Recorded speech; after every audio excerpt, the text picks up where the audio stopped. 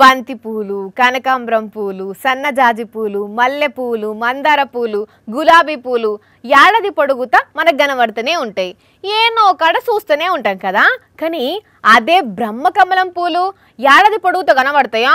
అట్లెట్లా కనబడతాయి వాని ఎప్పుడో ఏడాదికి ఒక్కసారి ఒక్క పువ్వు చూసేది కూడా కష్టమే అంటారు కదా.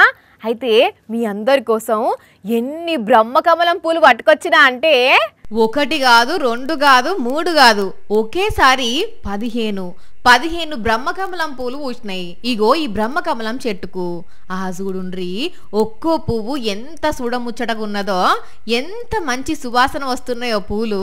మామూలుగా చెట్టు నాటిన 5 ఏళ్లకు ఏడాదికి ఒకసారి ఒక్క పువ్వు మాత్రమే పూస్తుంది.